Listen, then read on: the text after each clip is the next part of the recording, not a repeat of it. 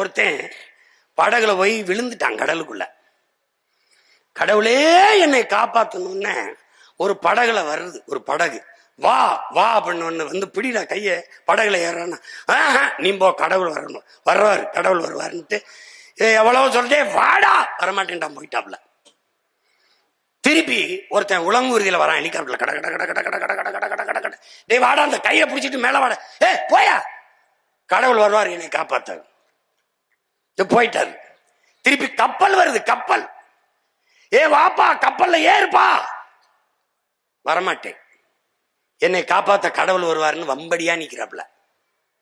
இப்ப போயிருச்சு கப்பல், கடைசியா தண்ணியை குடிச்சு சாக போறேன்.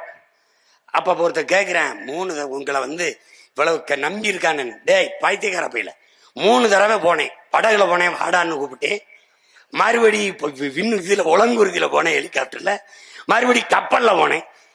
அவன் எங்கடா என்னை நம்பினா, கடவுள்னா எப்படிடா வரும், நான் தான் 3 முறை போய் வாய்ப்பு கொடுத்தேன் வாடான்னு.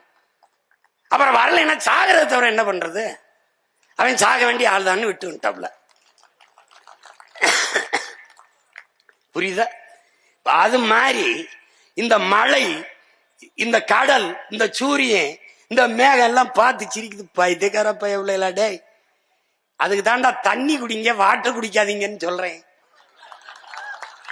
சோறு தின்னுங்கடா, ரைஸ் திங்காதியடா, சாதம் திங்காதியடா, மானம் கிட்ட அறிவு கட்டு போயிருவியடான்னு அதுக்கு தான் சொல்றேன். தண்ணீரை கொண்டு போய் கடல்ல விட்டுவிட்டு அந்த காவாளி பயலுக 50,000 கோடிக்கு சுத்தி இருக்கிறான். 50,000 கோடிக்கு எத்தனை நீர்த்தேக்கங்களை வெட்டி இருக்கலாம் என்று அறிவார்ந்த தமிழ் சமூக பிள்ளைகள் நீங்க ஆழ்ந்து அறிந்து சிந்திக்கணும்.